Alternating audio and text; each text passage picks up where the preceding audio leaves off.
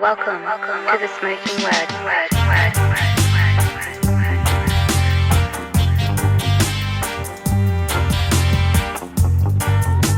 Welcome to the Smoking Word. Yo, what's up, everybody? We are back once again. The Smoking Word podcast is brought to you by CasaDeRock.com. You know how we do it, and you know the drill. That's my merch spot. Everything is done in-house. If you want to support the show is free. All I ask is you go subscribe and spread the word. And if you want to keep supporting the movement and the show, you cop some merch. We got everything for him, her, even your dogs or whatever animal you got in your fucking yard. But support the movement. Every shirt is $21. That's how we're celebrating 2021. So make sure to come through. We got some shirts for $15 too that, you know, we have on clearance. So support the show. Go cop some merch. We got a bunch of shit there. And also make sure you follow me. Add me on Instagram at HoyerRock357. And now we are official. The Smoking Word podcast on Instagram. So everybody, add us on Instagram right now. The Smoking Word podcast on Instagram. You could hit us up. You have any questions? You want some questions on the show? Right on the show, you want to shout us out? You want to shout somebody out? Or you just want to, I don't know, you want to talk some shit? Hit us up there. Or you could hit me up on my fucking Instagram. And also, if you want to do the email thing, you can email the show at the Smoking Word podcast at yahoo.com. So make sure to hit us up. Again, I want to thank everybody around the planet. We're starting to feel it. The movement is getting bigger. All we're doing is trying to step things up. We're trying to keep everything fresh and sexy. We have a lot more things planned. Look out. But you listen, it's very, very important. I said it before, and I'm going to keep saying it. Metallica is cool, but they are rich. So support the underground movement, not just Casa de Rock, not just Madball, everybody in the underground doing it. And again, subscribe to the show. That's almost more important than anything because number one, it's free. So again, there's no excuses. And that's how we let the forces that matter, that we let them know that we out here and we making power moves out here as a movement. All right. So we got to let everybody know that hardcore lives out there. So, again, CasaDeRock.com, the Smoking Word podcast, spread the word. And today, I'm going to do a little reminiscing with this one. An old friend and the singer of my first band. Actually, the second singer of my first band, but we'll get into that. My boy, don't get him confused with the golf player, Chiqui, but this is my bro, Chiqui Rodriguez. Let's set this shit off. To the Smoking Word.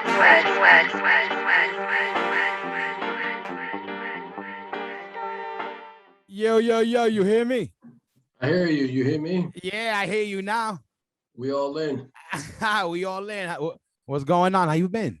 Nothing, man. I'm pretty chilling. I'm over here just trying to figure out my 16-year-old son just left with his girlfriend and trying to keep the dog at bay. And I guess the dog don't like. Look at that. First of all, I was curious to see how long it was gonna take you to connect on the, you know, if you were one of these tech savvy, because I find out more and more people in our age bracket, some of us can't even fucking turn a telephone on. It's true. I'm still trying to tell my mom how to go ahead and text a picture. You know what's crazy about the other day? You know what the conversations are now? This is, I know times are fucking changing. My father's like, oh yeah, mira mi cosa en mi Facebook. I'm like, on your Facebook, dude, you're 186 years old. What are you doing? What are you doing with a Facebook? My mom's got a Facebook page. She's got friends. She don't even know how that happened. Yeah, I know. You think Moses, Cleopatra. She's who else they got? Lola Falana. Sepeying, rest in peace. You know, he just passed away. But what's up with you? How you been? I'm good, man. I mean, just we talk a little bit throughout this whole thing, but like, not in detail, but like, yeah, what's been going on? I hate this COVID talk bullshit, but what you've been doing work wise and whatever. You know, you're in New York, and right now the commutes from your bed to your living room or to your dining room, wherever you're working. And both my wife and I were working like 5 feet away from each other and dealing with that. And then we got our kid in his bedroom working his own magic as well, right? So oh man, that's like some Chris Benoit shit in the making. You just make the best of it and you just keep on going, you know? Yeah. And a lot of this or a lot of whatever it is that's going to keep you going. Yeah. So you at least get to work out of your crib. So you got your job lets you were able to work throughout this whole shit is what I'm basically saying. Absolutely. Yeah. No, I would know. We've definitely been gratuitous that we've been able to work from home, and we never stopped working. It was never a problem with stopping that, but you just try to go ahead and keep going. The only thing that didn't happen was the whole softball season, and that's when I go ahead and do some umpiring. But I wasn't do any of that last year. Now they're gonna throw me out in Marine Park. They're saying they having games out in Marine Park. So all right. I've been seeing, you're doing the umpire shit, so. But yeah, no, that's crazy. And for everybody out there who may not know, I mean, more people know nowadays. It's weird. Chiqui was the singer of my first band. He was actually the second singer, but like kind of the singer for probably the majority of the time, right? What we say? I would think. Yeah, I'm so bad. First of all, I learned how I have dyslexia a little bit. So time, numbers, and fucking all this shit, I lose mad track, a track of what's what. Well, years. I mean, I can tell you right now, it's like, we're going to go ahead and talk about this era, what we're talking about somewhere in between 88 and 92. Yes. And that's basically my Blur years. Yeah. That whole era. Yeah, because that's what I was going to say. Because, so yeah, basically I'm letting everybody out there who might not know, but, again, so if you're listening to this, most likely you do. Chiqui sang for my first band. And when we were talking, and we have a lot of history also because I came up in music. Basically, not together. You actually were in music before me in a way because you were in a band before me, but at the same time. So, well, I mean, that was the great thing about Jackson Heights, and I was thinking about that. Talking about when we were prepping for this, and we were talking about that, and it's like we had so many different influences coming from so many different ways. I was like from your brother, and from Mergen, who's an old school OG from back there with his occupied territory and all that. So we knew those guys from back then also. And then you got the straight edge kids on the other side of Northern. Also, those kids were set up with Tim Shafalas and Jackie Danzig also, and all them cats. Gorilla Biscuit House. Absolutely, that whole gang over there. At one point or another, they were hanging out with us also. So we had so many. And then you want to start talking about the Woodside kids too. Then we bring the Woodside kids into the equation, and then you get Astoria kids into the equation. That's a whole other animal too. Yeah. No, that's what I was like. It definitely Queens in general. I always kind of bring it up because now we could look back at it, and back then we taught Queens because out of pride shit and young kids shit, we're at Queens. But now it's just a fact. The amount of people and heart and soul of what's in hardcore music were people from Queens, that molded it. I mean, we knew back then, but like it's official now. That was 25, 30 years ago. We were talking it, but now since then, even more, it's been more certified with, like the classics. Absolutely. And that's even before we even got involved into the mix as well. That whole Northwest Queens was all involved in that crap. Yeah, exactly. All right. So let's take it back because, you're older, way older than me. So yeah. Man, I gotta hold on a second. He's like, hold on, slow. No, Wallow's old. You're like, Wallow's the old one. No, all right. But you were a little older than me. And I kind of, obviously we know a lot about each other, but there's certain, certain details that I don't know because they didn't, back then we didn't sit there and talk to each other about like, who was the first band and who gave you this and blah, blah, blah, and all that bullshit. But, this type of music, where did you find, how did you get in this? Because I know everybody in the Heights either knew about it, even if you didn't like it, even if you were, you know, that like if you were a homeboy, if you were a B-boy, you might have know about it, or you were like, yo, that heavy metal shit, but it was Yeah, around in one form or another. Like, how it the fuck was did you hit it? Because all the way with. I mean, like I said, it was like you figure it's just being a younger brother in that era, right? And this is a killer like Bundy Blunts, Mergen. They all went to school with Wallow. They were in the same grade with Wallow, so I knew them. I I didn't knew know that them. already. I didn't know that. I didn't know they Yeah, were I fucking that. so I knew the two of them right away when I was 9, 10 years old. I met them already, and I had no idea except hanging out with a couple of those guys who freaking sniffing glue in the fucking park and all that Yeah, shit. And yeah, because I was the younger brother, so I'd always be around. Me, Sponge would yeah. always be around also because we were younger brothers, so we'd always be hanging out, seeing all these older kids sniffing glue, doing whatever, and hanging out, doing all that shit. Yeah. And but music wise, it was just being in the Heights, and my background is all straight metalhead.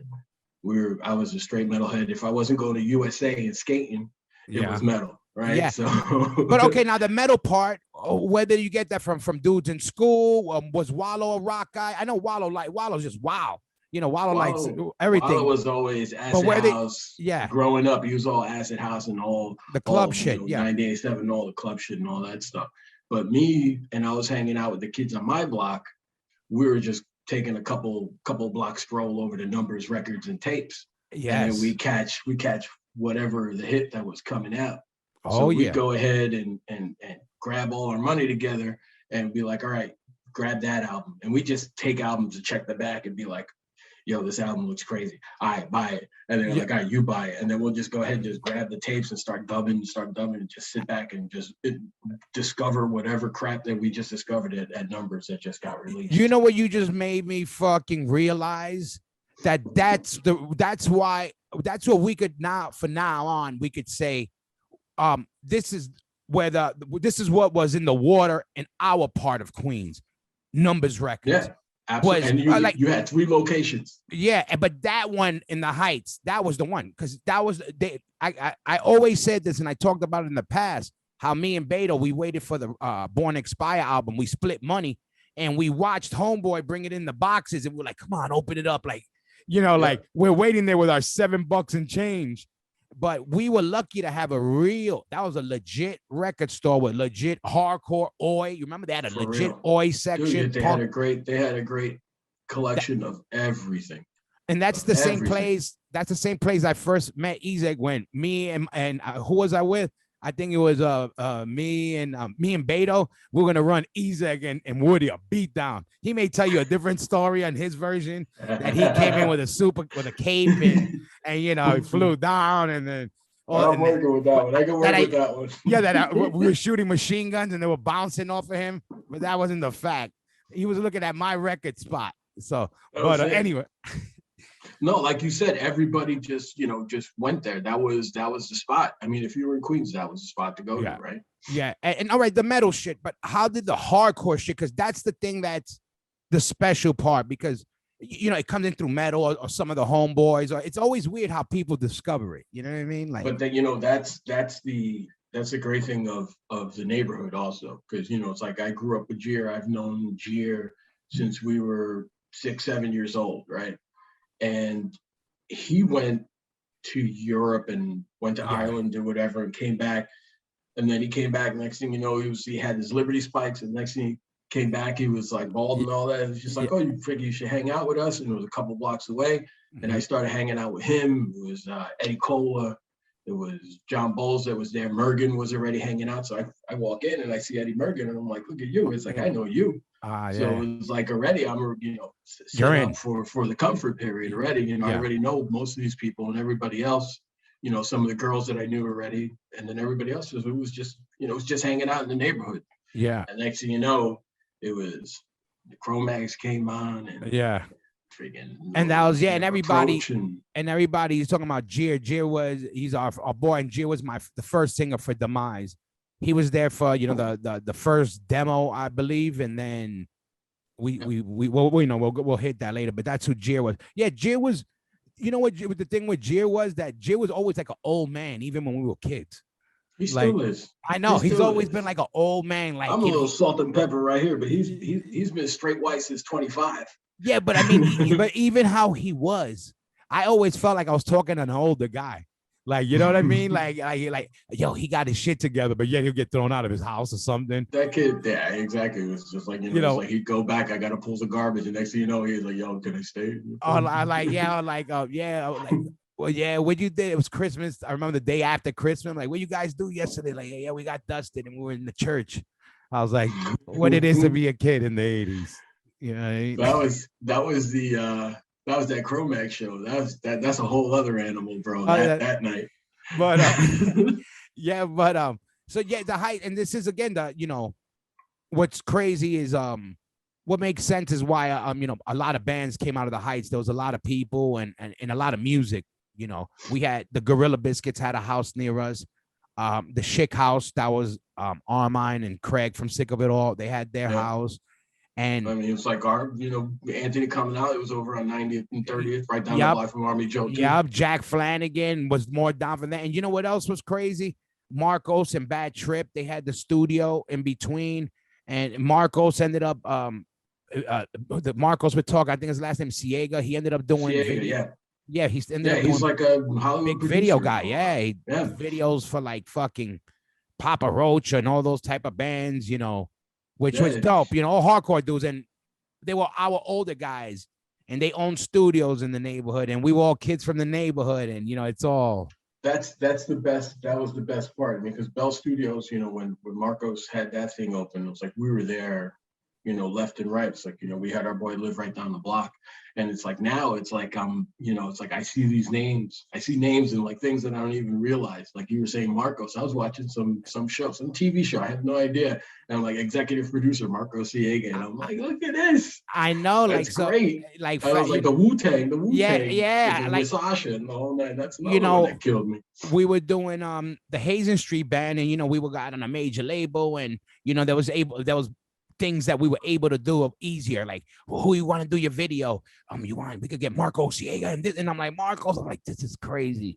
Like, who would figure, we're like, that's like back him telling us, it's all right, you guys gotta fucking, it's like, you got 5 minutes, you guys got 5 minutes, you guys gotta go. Like, it's all cool, but you guys gotta go. I don't know where you guys gotta go, but you gotta get out of here.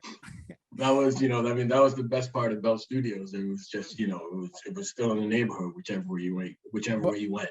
But all right, so this is crazy. So, all right, so before we met, you guys already had, a couple bands in the mix, and I know OT was the first older band, but I'm not even counting them. I'm counting the bands after that, like that you guys, because when I first met you guys and we all started hanging out, you guys had like a couple of bands that were trying to start up, and like, you had names and maybe you jammed once or twice, but nothing was official. Yeah, well, I mean, that was basically it. That was basically it. I thought there was more to it. He goes, no, that was it. No, the great one, it was, and the great thing is, like, I talked to Frank about this, and we have Frank Samara, who's we're gonna talk about, we'll get into that. Honest, we'll jump into that. But we were talking about, like all these bands like Conspiracy and all these other bands, but back in the Heights, there was Hold Your Own, that was probably one that had a good shot. And that what about was, Impact? Impact was another one. That was like hardcore oi. That was like that little hardcore oi flavor. Okay, that was the oi. Okay. So that was, I'm gonna tell you right now, that was Sid, Stiv, Junior singing, Junior Show Force Junior. All right, I know later on there was Show of Force with Mike DeJean. And Army Joe on bass. That was Impact. That was Impact. And that was with an oi negative approach. That one. They were tight, bro. They were crazy. Yeah, because I remember when we first started hanging out, like those projects were kind of lingering around. And I want to say I might have actually been to an Impact rehearsal at Marco's spot. Definitely Bell. That was definitely Bell. Because I remember that's where one of the times people were like, "Oh, baby, let us start a band," but it wasn't the first time. That's not how the DMIZE shit started. It was in front of my house.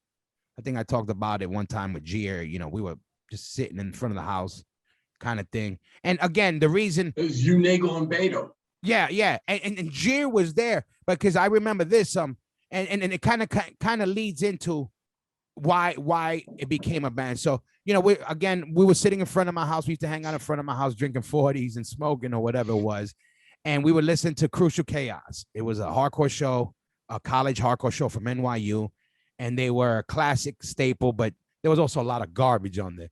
And one day we were listening. You catch a bad Thursday. Herbicide was spinning some terrible shit. Exactly. And one time we heard some horrible shit. I never really thought about being in a band, but my big mouth, I was like, fuck, man, if this shit could get on the radio, I bet we could make a band right now and get on the radio. And Gier already, being from hanging out with all you guys, being more familiar, we're like, yeah, starting a band, we could do that. He goes, let's start a band and do it. And I was like, all right. And he was like, let's call it DMIZE, but we call it with a Z. And I'm like, what the fuck does that even mean? I didn't even know what it meant. He goes, it means the end, but we do it with a Z. And I said, all right. And that was the only reason we started. But my point being, all you guys were in bands, kind of. So I was kind of like, there was always, that was the whole thing. It was like you had Bell Studios on 91st and 31st. You had Underground and Woodside. Yeah. And if you really wanted to, you can go into the city and go rent a room at Giant too, right? Yeah, I remember that. That was the whole thing. It was walking distance. Our whole freaking shit was walking. We're walking. This is what we're doing, and it was easy to go ahead and go there, and it was easy to just, this is where we're going. This is what we're doing. All right, what we're gonna do today? It's like, all right, we're gonna cop bag, and then we're gonna go ahead and play fucking all day. Yeah, that was basically it.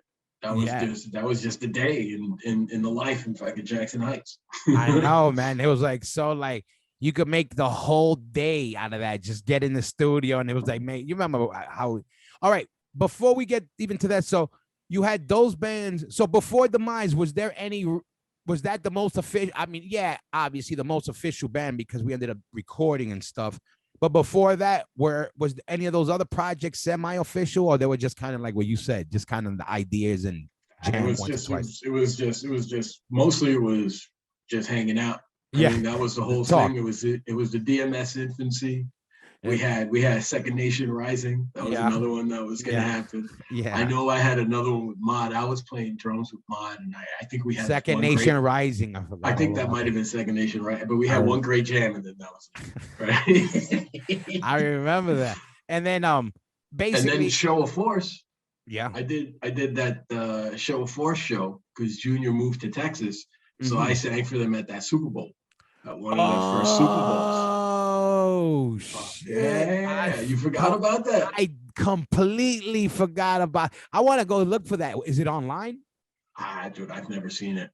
Have you tried to look for it? Because no way. I don't want to see that, dude. I was so hammered on that stage. Yeah. Believe me, I know how that feels. But I would love to see. I forgot about that. Yeah. And again, Show of Force. This is the connection.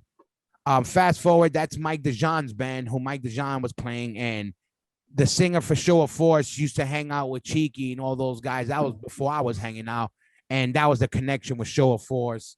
And I was in DMIZE. I was in DMIZE. No, but you knew Show of Force from before. Oh, I know, absolutely. It's like, we've hung out, Hector and Beto. I think you went to school with Hector. Yeah. And exactly. And fucking, but exactly. That was later, but I know who was the original singer? Wasn't Randy Junior? Junior. Yeah. So that's what I mean. From way back when I started hanging out with everybody, he wasn't around. No, I think he had already gone back, gone to Texas. Exactly. So I never caught that, but I knew the Show of Force thing because when we came out with our demo around that time, there was the Show of Force demo was going around. Like that was the other band, the other Queens band. I remember, and that was go figure, fucking the genre. Yeah. So all right, because I remember. So the funny thing is, do you remember? I remember how you got in the band. Do you remember with DMIZE? Do you remember how you ended up? The only thing I remember was that I was basically there the whole time anyway, and then whatever happened with Gier. I was just ready there because I already knew the lyrics. Yeah, Right? yeah. No, But I don't remember how I ended up officially getting in there. well, it was basically that. But I remember specifically we went to rehearse at Underground, and you would hang out anyway. Our jams were like hangouts. Everybody and their mother was hanging out, right? And Jer, as much as he was an old man, and I love him to death, he was very irresponsible when it came to showing up on time and to showing up to that shit. And I remember he didn't show up. And you were like, I never forget this day because it kills me. Because I remember, and we were already getting mad at him, and he was probably getting already, and his moving on to his next phase in life, which he ended up going to school, I think, after. Yeah, but I remember you were there, and you're like, fuck it, let me sing. We were like, fuck it, yo, jump on the mic. And I remember, I never forget this. You're singing, and that motherfucker walks in. I always remember that shit. I was like I remember, oh man. It was those underground doors, those big thick doors. Yeah, I was push them fucking things in. Like Count Dracula. And Jim wasn't a big guy, so it was probably a struggle to get that door open. And then he came there to see his dreams just shattered. Yeah, no, but I remember being like, and I don't remember that. I don't remember what happened after. He was like, oh, I'm gonna wait outside or what happened, but that was the moment. I remember. I pretty much think he probably just came in and sat down. And like, and we love you, Jay. You know that, but it was funny. But yeah, it's funny. And fast forward, even with that shit, like I lose time frame. I go on the demo where I see recorded like 1989 into 1990. So that's the only time frame I have of a lot of shit. People are telling me our last show was in 92. I thought it was in 90. It could be 92 because it was like, we were like sprinkled. We probably did in 92. We probably did 2 shows, in our handful. We probably did less than 20. We definitely did less than 20 shows in our existence. Absolutely. And one thing I do remember is this. So, all right, before we get to our last show, I remember our last show.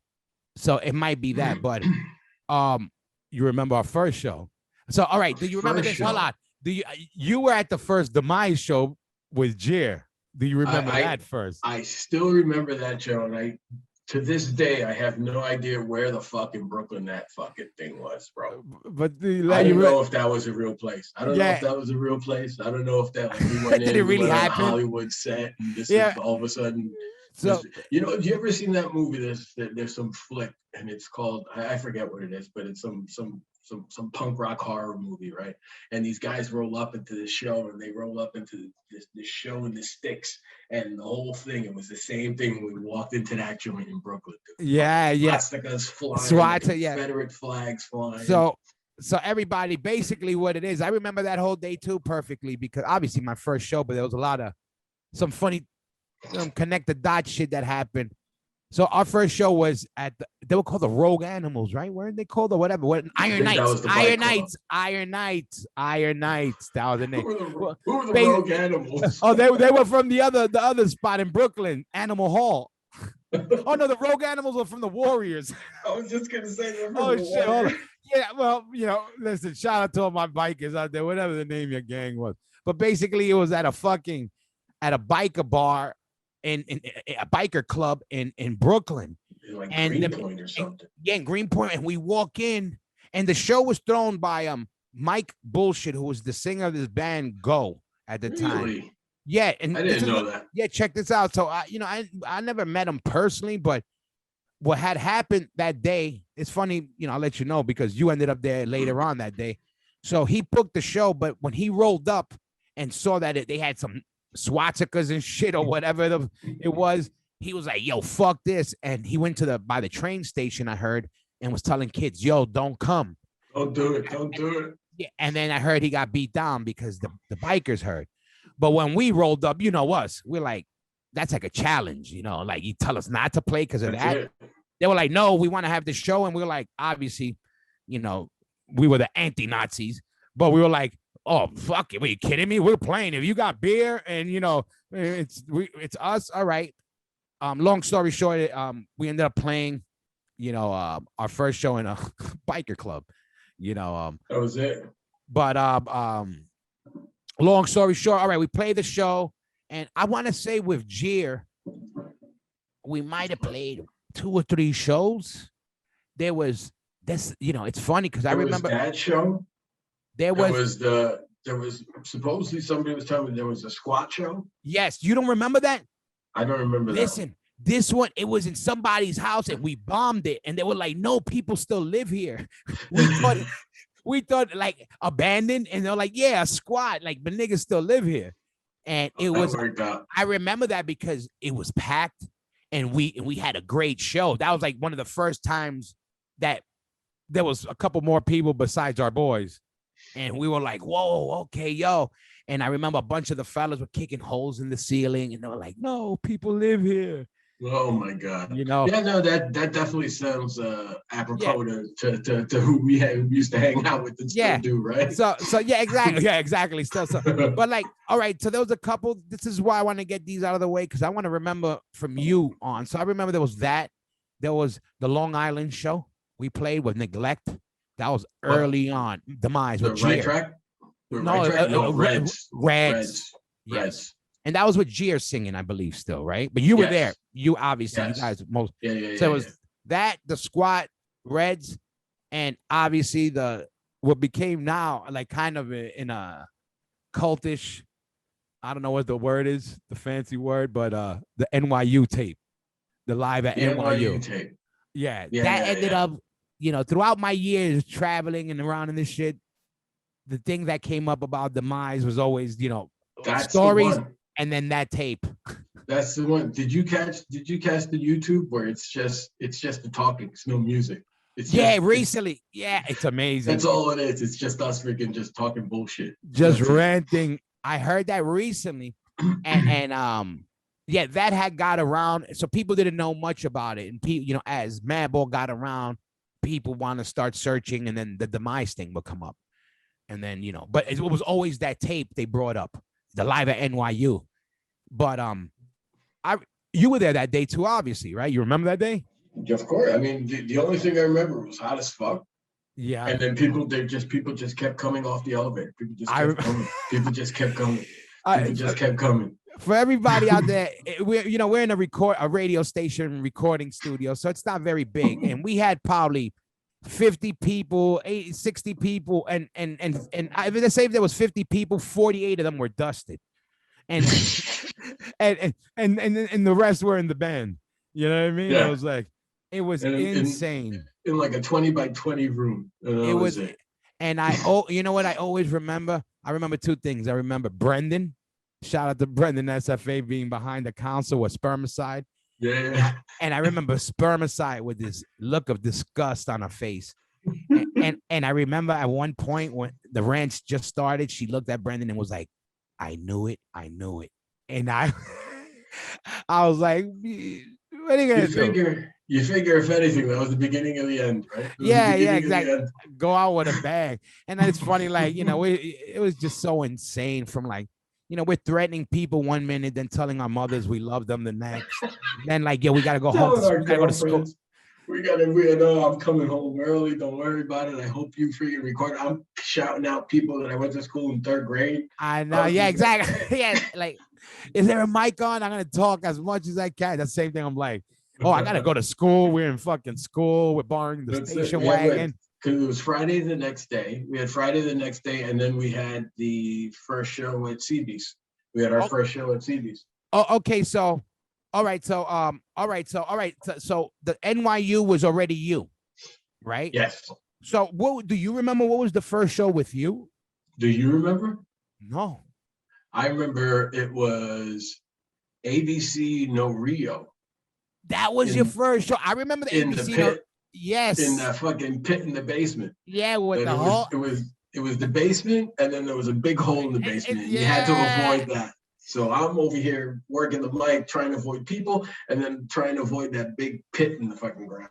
And I remember Armand. You remember Armand? Sycamore was there. Yeah, Lou was there as well. Yeah. Oh, Lou too. I remember Armand. I think it was Lou. I think Lou was there, and we were just like.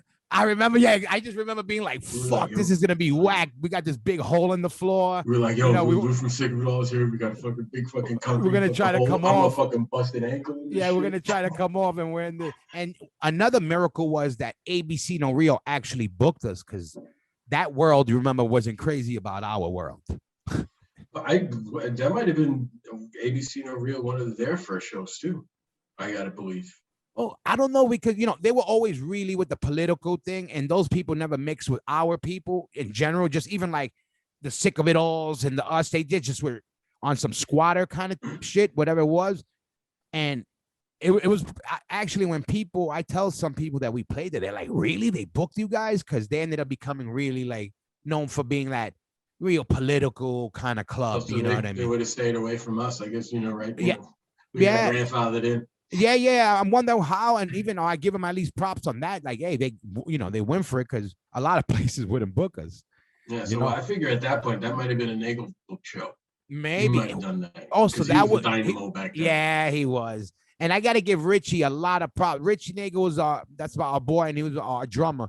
Richie was the guy who put us on to everything that was new music wise. You remember him with the music? He always had the newest the newest hardcore band, the newest demo. Yeah. Always. That was still to that recent past. He'd always turn me on to some fucking new shit as well. Always. But always get that route. Yeah, I got that from him. Most of the metal I mentioned now is because of him, right? He always used to be like, check this out. No, check this out. He would roll up and just, he bust out from oi to metal to threat, everything. And I would always he did not like anything. Yeah. You'd always give it a listen. You'd always give anything a listen. Yeah. and his pop was the hardest. Richie was Puerto Rican and Irish. His father was the most Irish fucking dude, but the most hood Irish motherfucker. He was hard. And I remember he was like, yeah, Eric B. and Rakim. Yeah, I like that. Yep. I was like, yo, I remember him. He was hard. I was senior for you. Yeah, and so that I never knew that the ABC No Rio was my first show. That was my first show with DMIZE. Yeah, for sure. Wow. And do you remember how many shows you did in general? So what was after that? Because it was like a handful of shows. We played CBs. The Unisound shows. The Unisound, we played them two, 3 times, right? Yeah. I mean, that was our spot, right? That was our spot. We were big in Unisound. That was our Vegas right there. Yo, we were big in Unisound, yo. Yeah, I gotta say, the only place that would book us was like 3 hours away, and we were there. But it made sense. It was synergy. It's like they had the half pipe in the freaking back of the place. It's the same place your backyard had the half pipe back in the backyard. It was like we were just right at home. Then we had the van with a machine gun in the front, and I had the machine gun in my house. Yeah. No, but this is fun. You want to hear a crazy story about back That was then? the one where we start freaking passing out Valentine 40s on 276 or whatever. Doing 100 out there. Doing 100 pass at 40 ounces like morons from car to car. Right. Like it was right. So I don't know if I told this story on this before, but another quinky thing from back then. So back then, you remember, there used to be a crew from Baltimore. They used to always roll up to see us.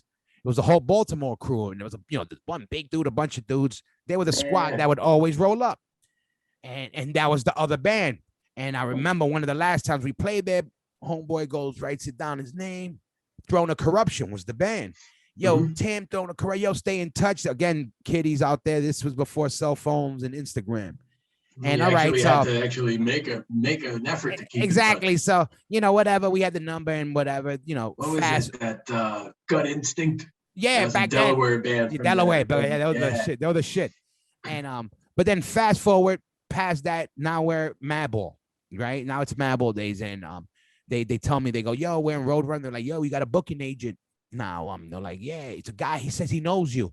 You meet people when you're in the band long enough, and they know you. You might have met. It's different than knowing you. And I'm like, Tim, I don't know. So they go, basically, this guy says he knows you, and he's your new booking agent. So I write a letter, emailing him. Hey, how you doing, bro? I'm Hoya from Madball. Good to meet you. I'm being all proper, trying to make sure my punctuation. And then he's like, yo, motherfucker. I get back like some shit like that. And he's like, yo, it's Tim. And I'm like, Throne of Corruption. Long story. It was Tim, Throne of Corruption. He's been my booking agent. Great. That's my boy. And he's been to this day. Shout out to Tim out there. And he's actually one of the guys running the company that puts out the podcast. So it's beautiful. You see how the whole shit works? It just fucking comes full circle. It just keeps on coming full circle. You think that circle's closed and it just opens up again. You keep on doing it. It's so crazy how that happened. And he was like, yo, it's Tim. And then again, staying around long enough, we got to see people get in there. And then all right, so that was we did ABC No Real. All right, now when we did ABC No Real, was Nagel on drums, or did we get Johnny? Nagel was still on drums.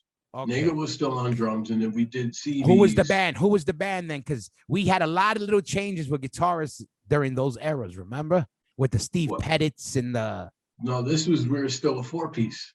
Okay. We were still a 4-piece. And then we started the carousel of guitarists. We were running guitarists like the Mets go to third baseman. And we were just trying everybody. I was like, that's the whole thing. You go ahead and start picking and choosing names. You had Conan. You had Tim. You had Tim. You had Rhubarb. Sid. Rhubarb. I forgot Sid too. I forgot. You making me. I forgot. If anybody had a pick and 6 strings, you were trying out. And then we had Laszlo. Laszlo's, exactly. And then Steve Pettit, who Steve Pettit went around again later on to, I think Everybody Gets Hurt. I think Steve Pettit, who he played with. Yeah. But I forgot about some of those that they played they attempted to be part of it at one point. That was it. It was attempted. It was attempted to be part of it.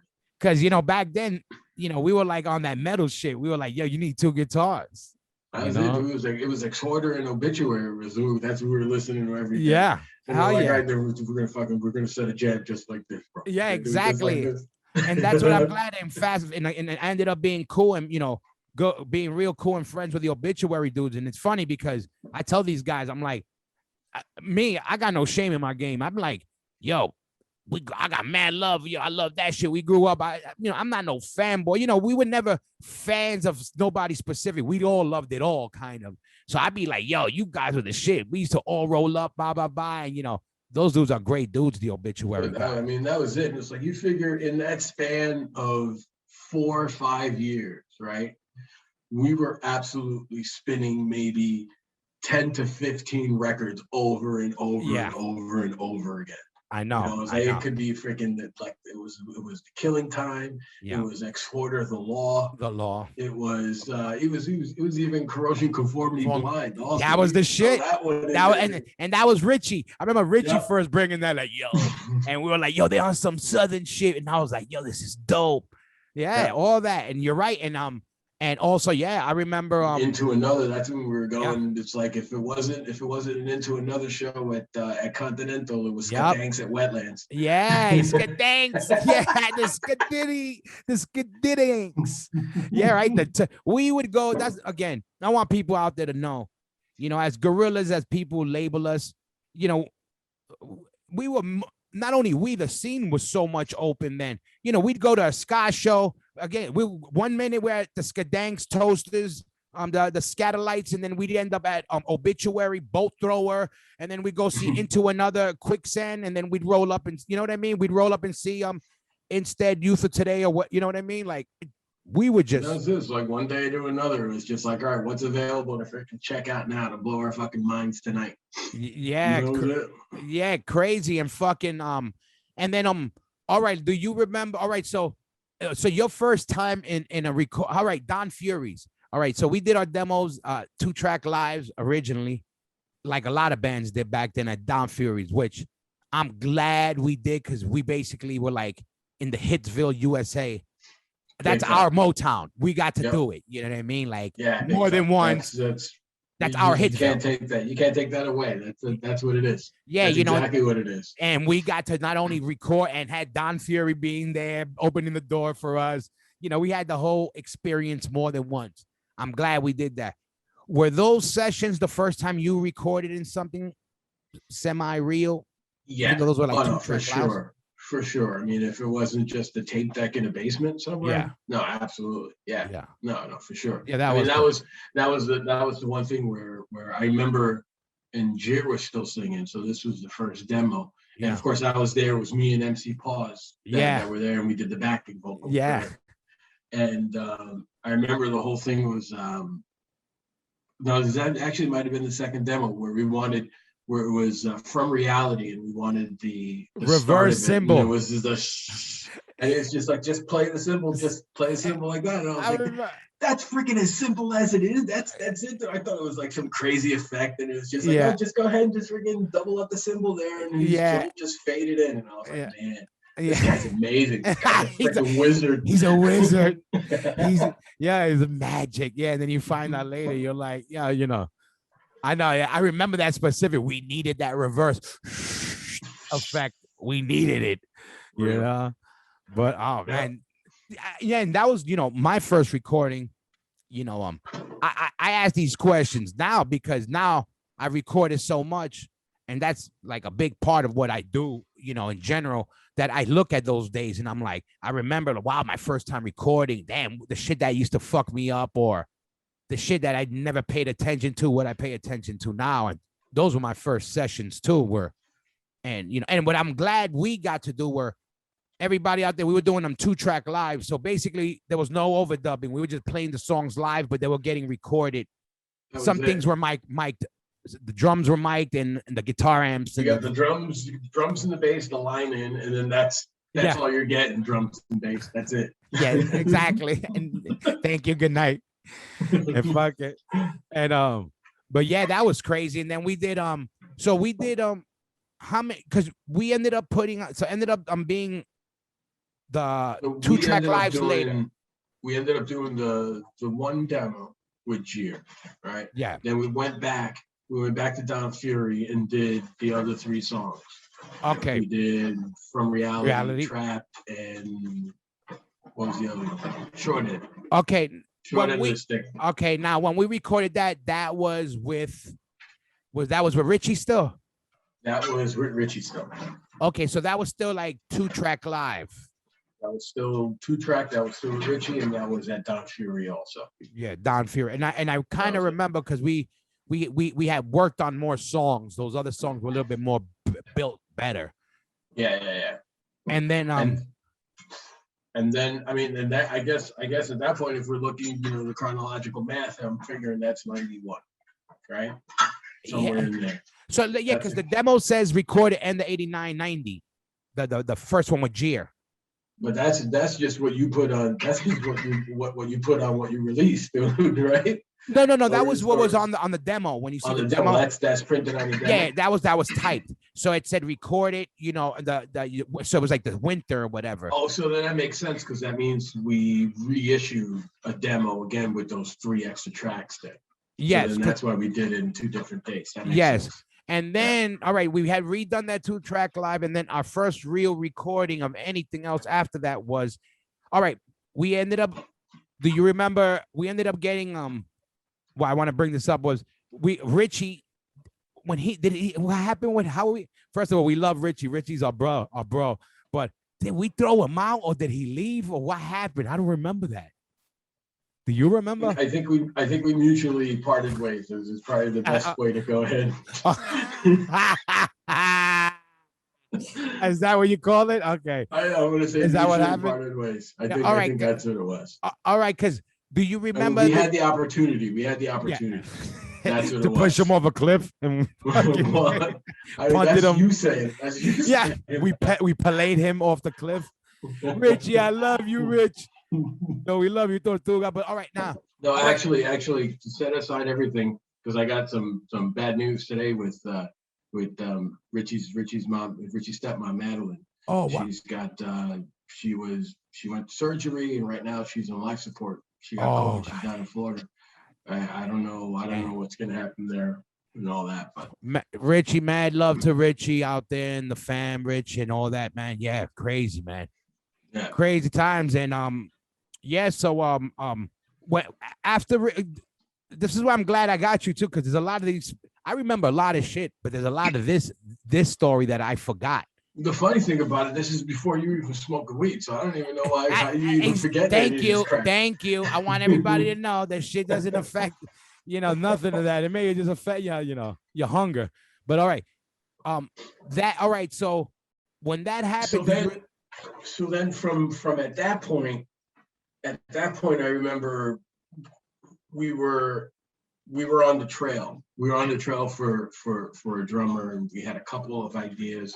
But we got word from Saab Yep, the I was gonna say. You Marauder. remember? Yep. Rest in And peace, he's the Saab. one. He's Yes. the one that gave us. He gave us the information for Johnny Cray. Yeah. And that's Johnny Rosado, who's Johnny from the Craze. Crazy. And Exactly. he was a 60-year-old wonder kid Yep. at that point. It was just a little fucking maestro. Yeah. And then he came in the band, and then I mean, that's when we started to finally get that sound and what Yeah. I think we were eventually going to be. Yeah. Yeah. For sure. Definitely. Definitely.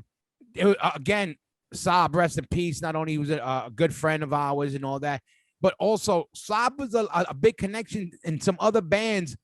He was a middle guy. Like that same thing. What he did with us was pointing people to bands. Like, yo, you should come check this band out. He connected the dots with some other bands. I forgot who. Somebody had on the podcast. It was because of Saab. He had told him, yo, come down. Or I forgot That who. makes sense. But he that was makes always sense because Saab was always the one that was bringing everybody together. Remember Saab, Boneyard Boys, and all that. That was Ali and that whole crew, and that whole Brooklyn crew from way back when. And you can actually go ahead and bring that Brooklyn crew into the Chosen Few, and that's where Scotty Ebanks rolls in. Yep. And that whole twisted bunch that he was freaking rolling with, those cats, man. This was me when I was first hanging out. Yeah. And I'm meeting like Scott and some other cats, and I'm like, what the fuck did I get myself into? What are these things? And I was like, I'm pretty sure I'm in some point in freaking Brooklyn, and it's like, if I go that way, that's not going to be the train. And I don't know what the hell's going on. I'm just going to stay close to these cats right here, and everything's going to be fine. It's like, and then you make it home before curfew, you hope. Yeah, exactly. Crazy. And and then Saab was he connected the dots, and why I wanted to bring up Johnny was exactly he went on to play for the Craze and with Roger and Roger's band. I think the Disasters originally. The Disasters, yeah. Yeah. So again, and now leading up to that, so we had ended up record. Do you remember we did a recording for the East Coast Assault, or what was it that we were on? Was that what was it? With Johnny? I think it was the East Coast Assault. That was that kid out Long Island. Yeah. That it was that comp. And then at that point we were like, hey, you know what? Let's not just set it up to one. Let's go ahead and start working up a little kit, start working up a little media kit. Yeah. Get it going. So we did the one song, which was Soul Search for the East Coast Assault. Yeah. And then we did the other two tracks. Yeah. And you remember we recorded, you remember where we recorded that? In New Jersey. That was Wildfire. That was the freaking boonies of Jersey. Yeah. Crack den fucking joint. Yeah. I just remember the dude had a damn Yankees fucking poster on, and I remember being like, I don't know if that's the same type of music we do. His mom freaking greeted us with a shotgun at the door. I forgot about that. His mom greeted us with a shotgun at the door. He's like, hey, how you doing? We're here to record. She's like, all right, down in the basement. Goddamn Wi-Fi. She's like, she's like, what you guys? What you guys here to do? Right? I forgot it, but I remember that damn. Like yeah. And I remember that was like our first real recording. Like I remember, like well, that's when that was the first time we had multiple tracks, and we were kids in a candy store. We're like, all right, whoa, we can actually do that. Yeah. And I was like, oh, we just have to pay the other $25 an hour. This is like, all right, how much time we got? How much money we got? We just keep it going. We'll keep it going until whatever it runs out. Exactly. Hell yeah. Put everything we can. That's what Absolutely. I love. And that was great. And then again, Johnny, which was great to see him pop up and to keep going. And you brought up our last show. And our last show was, I forgot the exact date, and I want to say it might be right in 92, but I remember the show. It was Madball before me. You know, I forgot the order, but DMIZE, Marauder. You played the double set. I played with more. No, I didn't play with Madball. You absolutely did, because you broke your finger. Before. That was the week before. That was Long Island. I broke my finger. Yeah. Okay. Yeah. That was the. Oh no, that was AF's last show.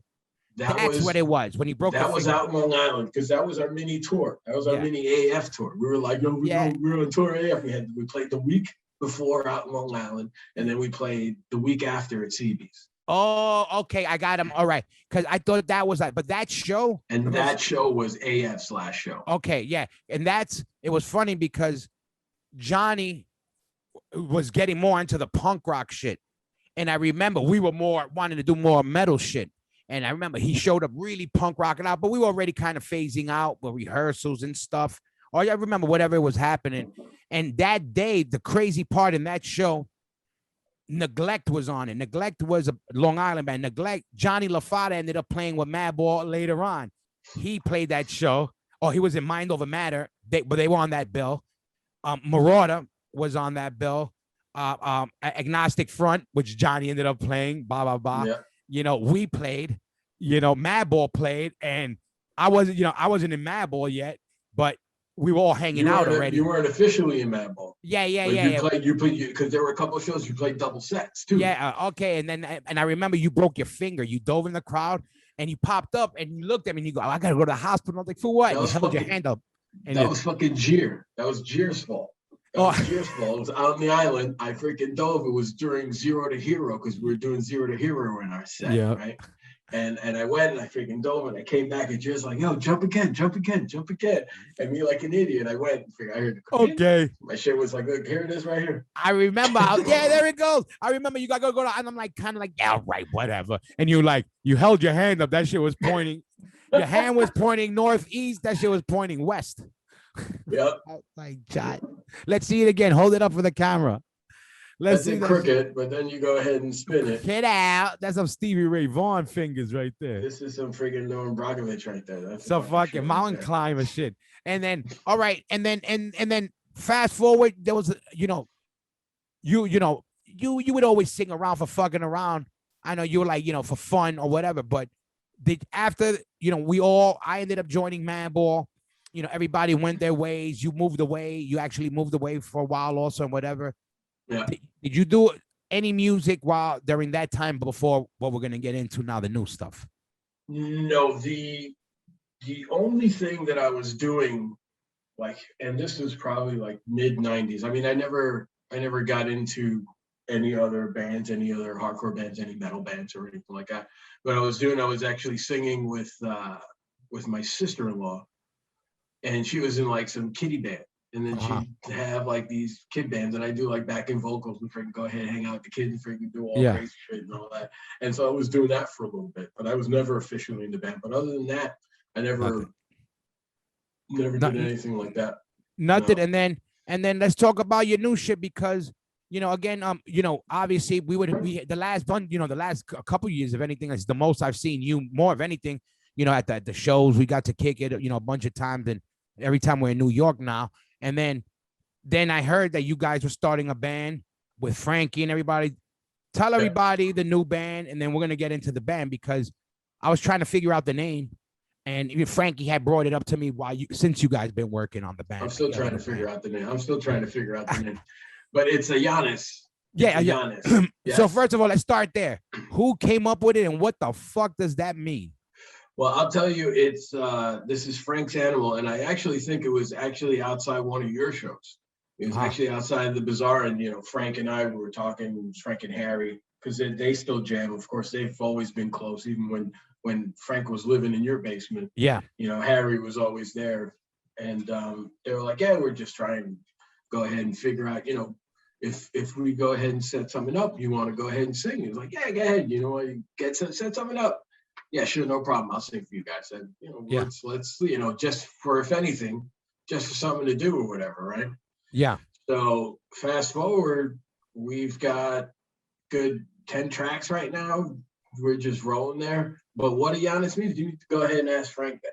Oh, Frank, he said it's like an essence. You know how he is, dude. He said it's like an essence. And I was like, all right, but you could have just could have been made another name, like Jump Back or something like that. Nice hardcore name. Yeah, I thought it was that. I thought it was this Greek comedian, Giannis Pappas. Ain't that like a Ananis Pappas? Oh, Ananis Morissette. Maybe that. Ananis Morissette. I don't know. No, but that's no, but whatever. I'm curious what it meant because I was trying to figure it out. And I all right, describe the band because one, I know obviously I know what you guys are into. But also, I know it ain't just a regular 101 hardcore band, and I know I got some other shit, and I also know, obviously that we listen to different shit since we were kids, and Frankie always listened to, he was always on this Rush shit and always on Yeah. some other weirdo shit. Yeah, Always, he's always, yeah, absolutely. I mean, and that's the whole thing. It's like, it's like we kick it back and we're trying to freaking go ahead and describe exactly what it is.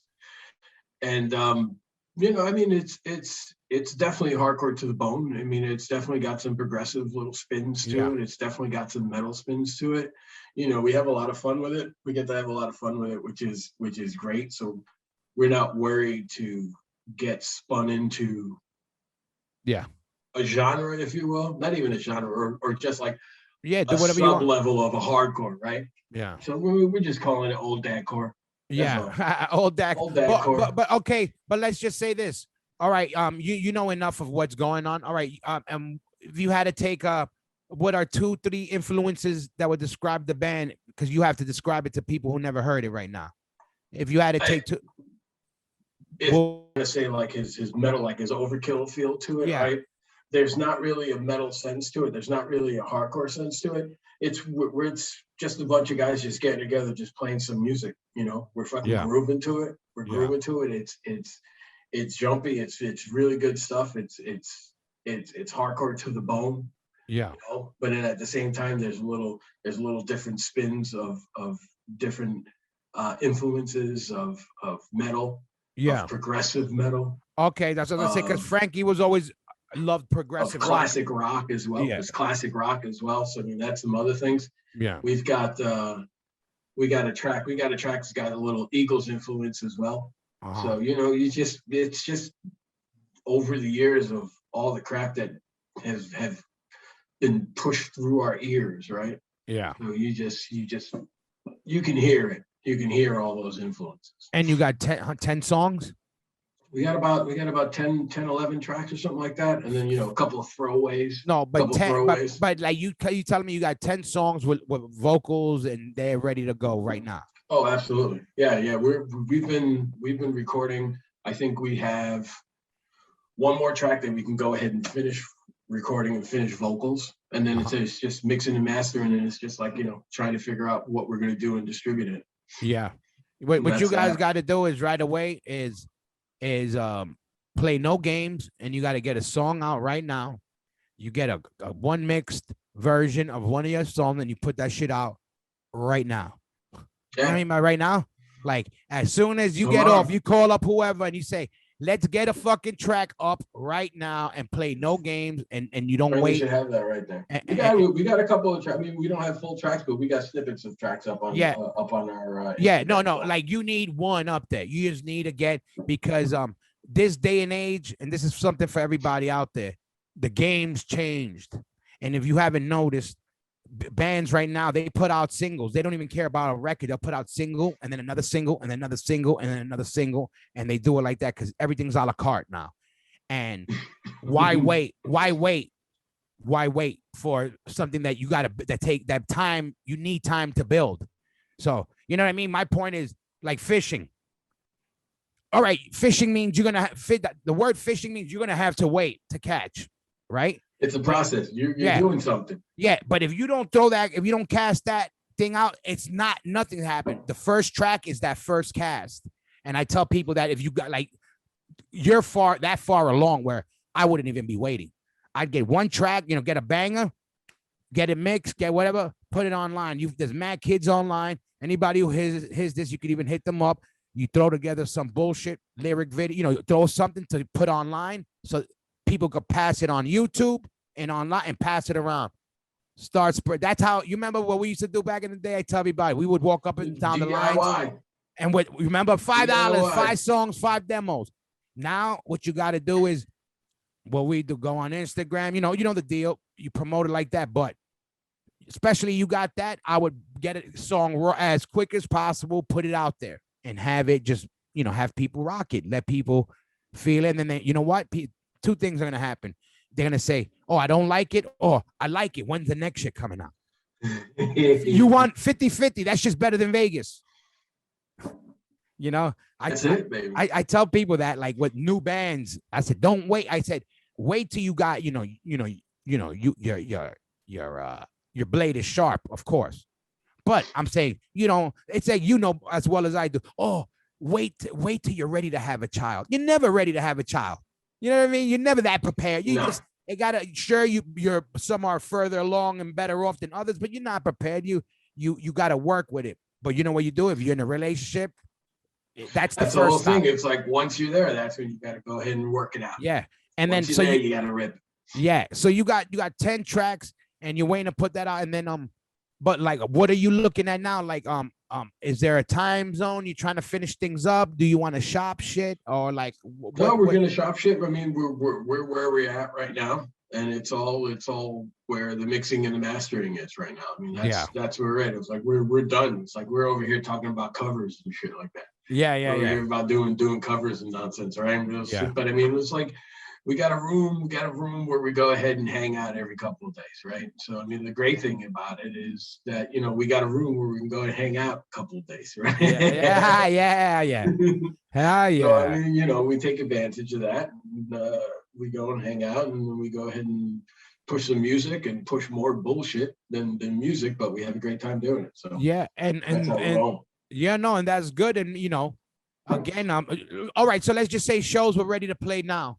Are you guys ready to play shows now? I'm ready to play show. These cats ready to play show? I don't know.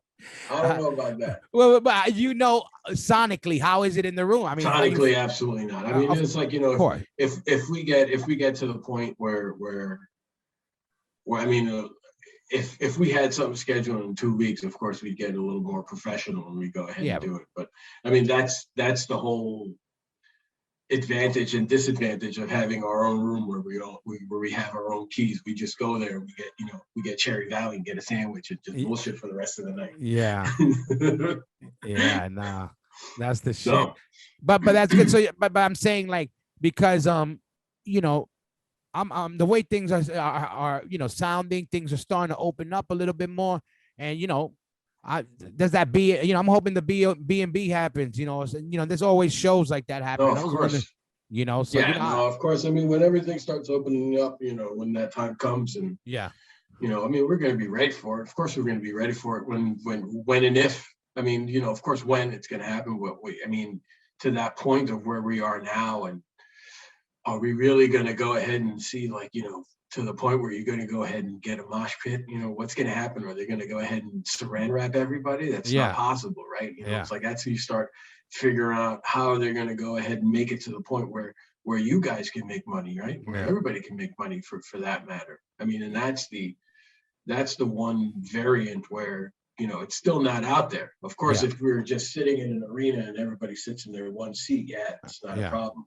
But that general admission situation, that's going to be me, not even on some political shit. I'm ready to fucking get it on right now. Of course. Like to me, I'm like, I feel like I'm being left out to die this way. I'm like, I want to hunt the lion. Like, not because I want to hunt the lion, it's because I said if I don't hunt the lion, I starve. No, I got a 50-50, you know what I mean? We got 50-50 chance killing that lion or get eaten. And it's at that point where it's like, but I also, and just, I see how important, it's always, we all know, and we all hear it's so corny, but it's so fucking real. You know how people, music means so much to me. It really does. And I understand how it means. It absolutely does. It's important. So important. I mean, even for that matter, even like, a bunch of the little side shit that I was doing, like doing stuff with my sister-in-law, doing like the Louis Prima stuff and just hanging out, crooning and doing all that shit too. And then that's just, for me, it's for the fun of it, right? But, my sister-in-law was producing all that, like all these cats that were in the band, they were getting paid. They were getting paid to practice. Right. Yeah. So this was, mostly out of my sister-in-law's pockets. Yeah. And she's, keeping this going. And I'm like, don't even talk about paying me. It's like, we're talking about family, and I'm having a great time doing it. That's all I care about. Yeah. Right? Yeah. The whole way throughout. So even now, everything that I do, and it's like even, talking about a show. I mean, it's from here on out, it's just going to be benefit shows. It's got to be benefit shows, Yeah. So, I mean, that was the whole thing. It was great. Like Beto's kid, reaching out their they put out their shirts, and all the shirts were going to, all the profits were going to No Echo, right? That's cool. That's dope, man. Yeah. That's dope that's stuff like that is happening. Yeah. But I mean, even the venues are going to need benefits for themselves. Yeah. It's crazy times. It's nuts. It's insane. No, and of course, what it is. It's the arts that's getting hit. Yeah. They're always going to get that financial hit because everybody else is always going to want that money to go somewhere else. Yeah. What? For that pansy that paints or that guy that plays violin. Yeah, that shit's fucking important. Man. Yeah, it is. It is important. I tell people all the time, my music teacher in sixth grade, Beto was there. Remember Ms. Lazarus? She goes, because I can't read music, and to this day I can't read music. And she told me, you'll never do nothing with music in your life. And she said it on some evil shit.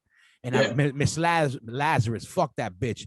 She's been worm food anyway. But I remember she fucking told me that because I couldn't read. I didn't play a fucking recorder and I couldn't read music. Well, guess what, bitch? I'm working on my 10th album and I supported my family for the last 26 years on fucking 2 strings and not knowing how to read one fucking note. Thank you. Good night. Fuck it. And no disrespect to the dead, but fuck you, bitch.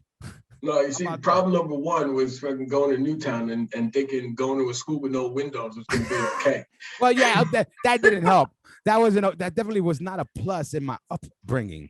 The use of a Mac 10 machine gun in my bag and no windows wasn't a. I saw that shit firsthand with my brother when he came home after his freshman year. I was a little fucking 6th grader. I was like, I ain't not going to that school. Yeah, believe me, it was. It was dope in the summer because it was air conditioning, but you didn't know if it was day and night. You'd come out of there and it was a fucking free for all. I just figured I was like, if I'm going to go to school, I'm just not going to go. If that's the case, if there's going to be no windows, I'm just not going to go. And I remember cutting out. It's funny. I remember cutting out of school, and then we'd cut out and we'd go to your apartment sometimes, your house. Sometimes like whoever didn't answer the phone. And it was always me, you, Saki. It was like a couple of niggas always, let's go get high in this guy's house. Kill it before mom gets here. And it'd be Saki, you, me, a couple Jer. It was the same couple of dudes always. We'd call up, and then if I call up Saki's house, and if Saki's my man sitting, it's just like, all right, call my house. And then we call my house, and then be like, all right, nobody's answering. It's like, all right, we're going to my house. Okay, yeah. We make our pancakes, and I was like, all right, what are we gonna do with the rest of the day? I know, right? Oh my God. But fuck it. And so anybody right now, if they want to know anything about the band, because one thing I noticed now more than ever, people are looking for new music, because now it's so easy. But even during this pandemic shit, people are like, they're searching. I could see it, and I know it from a lot of people talking. Where could people find? Do you guys got an Instagram? We got Facebook? an Instagram. We got an Instagram. It's a Giannis _ NYC. Where, I guess at some point we'll have a band camp. We'll have a Facebook and all that nonsense. Of course, like you're saying, a bunch of 50-year-olds that's working that social media. Half of us don't have the social media, and the other ones you got Social Security. Be careful. Yeah, you exactly. Guys got exactly. You got AARP reaching out. Yeah. And fucking no, I hear you. Like, again, I'm with, I stay on it. This thing is how, it's just how the times are now. It's the best way to stay in touch with a big amount of people. It's a bulletin, a digital bulletin board. If it wasn't, social media for a lot of older guys, I could see why, like, sometimes it could be a turn off and a pain in the ass. But I know more than anybody, not just for my merchandise, but how this thing could, it creates monsters, but it also keeps movements alive like it's doing now. Like without the internet, we wouldn't know about our podcasts and our merch companies, and we wouldn't know about your old band, and we wouldn't know about the DMIZEs and the Madballs, and people wouldn't care unless there was hardcore channels and hardcore books and all this shit happening. And it's because of this time, this COVID shit time, lit a fire. It was a good test, that we didn't. True. I mean, and it's basically, it's like what everybody really misses, right? What everybody really wants, and how they're going to go ahead and go about themselves, and how they're going to go about themselves getting to that spot, right? I mean, that's the whole thing. It's just like, we just want to play music. We just want to hang out. We're hanging out with a bunch of boys from way back when that we used to hang out. You know, it's like we're talking about Frankie. We're talking about That's what I was Harry. gonna say. Who's in the band? Let everybody know the band. Frankie played it, and Harry, who are both in 25 to Life. They're both in 25 to Life. We got Harry Little Ocean of Mercy. Yeah. Can't forget the Ocean of Mercy fame. Yeah. And then you got Nick B. You got Nick B from Cold Front. Oh shit, Nick! I didn't know he was in the band. All right, shout out to Nick. We gotta have a guitar. We gotta have a guitar. Yeah, I didn't involved as well. Shout out to Woodside, Nick B. Oh, and that's also College Point, if I remember correctly. True. Woodside, College Point. Yeah, well, I mean that's the whole thing. He's got a punch card, Cherry Valley. So every time we get a sandwich, we get every fifth one, we get one free. Oh, there you go. So it's all you guys, and you got the Instagram and whatever. And there's you guys put up any jam things? You don't put up any for you guys? Let me. Am I gonna have to start managing you guys? Am I gonna have to? This gonna have to happen? Well, unofficially, it's fucking Alvarez, but I still haven't heard from his ass. Oh yeah, Who the anger management Al? You know, well, that's it. Yeah. It's old man DMIZE. Supposedly he's gonna work it. Listen, you know what's up? I'm glad you were able to jump on. I'm glad I got you on, and definitely everybody, catch Chiqui. What's your Instagram? Your Instagram is Chiqui Rod. You forgot it. Chiqui Rod. I don't know my Instagram. Yeah. Chiqui Rod's 19. I think it's Chiqui Rod's 19. That's good now, I guess. Chiqui Rod's 19 on Instagram. Check out the Instagram always, and look out. You know, I'll be pushing this shit whenever they put something out. They got to put out something, everybody. So hit them up and make them put some new music out. And next time I'm gonna get when you guys got your put out your first single, then I'm gonna get you, Frankie, and Harry and everybody on. We do it all at once. Absolutely. That's what we're gonna do. Chiqui, I'm glad you were able to jump on. I love you. You're gonna talk. Thank you for having me, bro. You know what's up. Everybody check them out. I'm gonna send you the flyers and everything for this episode when it's up. Any last words? No, well, a lot of people keep telling me about fucking DMIZE. You knew it was gonna happen, bro. Yeah. Well, I'm just saying. I'm just saying. But if we're gonna do it, it's got to be everybody. Yeah, I hear you. I want to see the new band first. Let's see the new band. When the new band drops first, then we worry about it. Dude, that shit is fire, bro. And that's what I want, something new. So everybody, look out. Chiqui, one love. I love you. We talk soon, and we out, everybody. Thank you, one love. Sir. Love you, bro. Love you. One. All right, man.